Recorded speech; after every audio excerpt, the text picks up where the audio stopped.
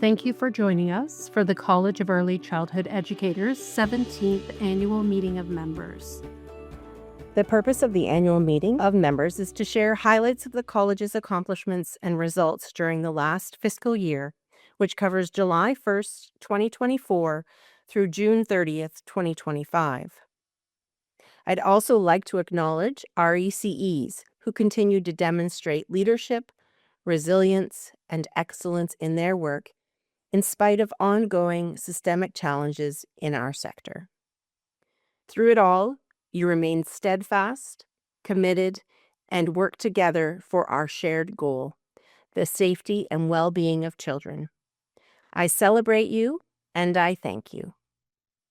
2024-2025 marked the third year of our ambitious 5-year strategic plan, which serves as our guide as we work to support growth and resiliency in the profession.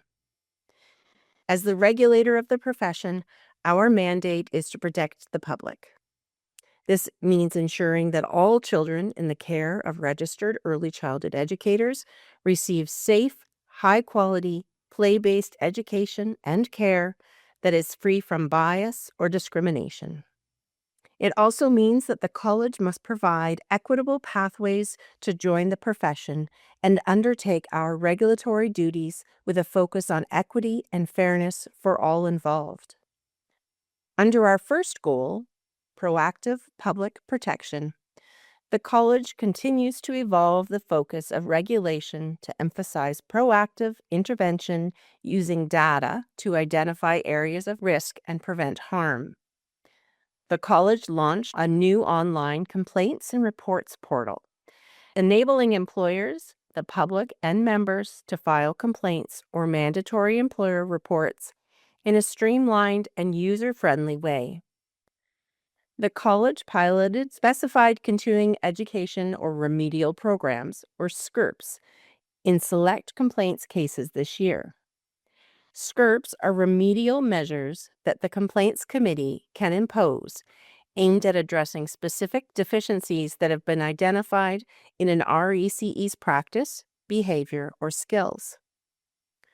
Our second goal, collaborative leadership and engagement, involves working across boundaries to identify and address systemic challenges to support high-quality practice and access to care.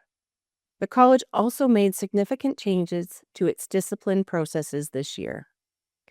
These included the introduction of mandatory case management for discipline matters, a people-centered approach that helps RECEs understand the process, their options, and the consequences of those options. For members, 2 new practice resources on anti-racism were published and were informed by RECE advisors and experts on the topic of anti-racism in early childhood. The college also began implementation of a new RECE advisors engagement strategy. Under the strategy, a remuneration framework was developed to recognize RECE advisors who provide a high degree of expertise and/or are placed in a position of authority for college-related work, such as providing mentorship to a member due to a condition of registration or finding of professional misconduct. The achievements of the past year could not have been possible without the hard work and dedication of our council and college staff. At a time when our profession remains under significant stress, the college's work supporting the excellence and resiliency of the profession while upholding our mandate of protecting children and families is more important than ever. This concludes my council chair report and the full annual report now available on the college's website. At every annual meeting of members, we present a report from one of our council committees to profile its work. This year, we will be receiving a report from the Registration Committee, which advises Council on strategic policy direction related to the requirements for registration. It's my pleasure to welcome Amanda Barg, RECE. Thank you, Christine. I'm pleased to share information about the work of the committee in 2024-2025. The Registration Committee makes recommendations to Council on policy and policy direction related to the requirements for registration, the assessment of qualifications of individuals, and the assessment and approval of education programs. This year was a busy one. The college registered 6,288 new members, bringing total membership in the college to 65,973 RECEs. This represents the biggest cohort of new members in a single year since the early days of the college. Committee members undertook vital training this year specific to truth and reconciliation, as well as Indigenous ways of knowing and being. Committee members learned about the college's work in relation to the Truth and Reconciliation Committee's 94 calls to action towards recognizing and taking action to address historical and present-day injustices that impact Indigenous communities as they relate to the practice of early childhood education. This training coincided with other important activities related to reconciliation, including the college's ongoing collaboration with the Indigenous Advanced Education and Skills Council, which I will refer to by its acronym, IASC.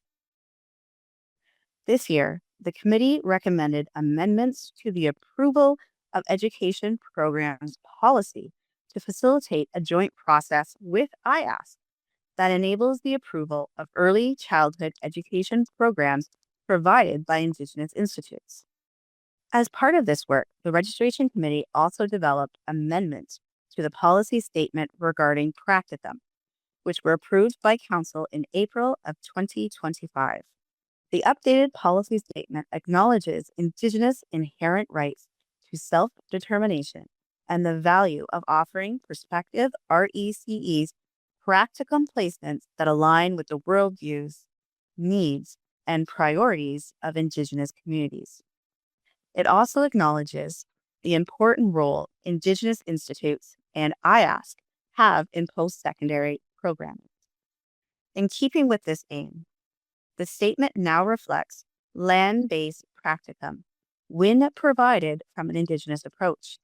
This approach is more than an outdoor education program and may involve guidance from an Indigenous elder or knowledge keeper. The policy statement recognizes the unique conditions needed to offer this type of practicum experience. It also recognizes its importance in supporting reconciliation and the decolonization of early childhood education. It has been a tremendous honor to work together with college staff and my committee members to see these policy changes through, and I look forward to seeing their impact in the years to come. With that, I will turn it back to Christine. This marks the end of our presentations for this meeting. Our 17th annual meeting of members has officially come to an end.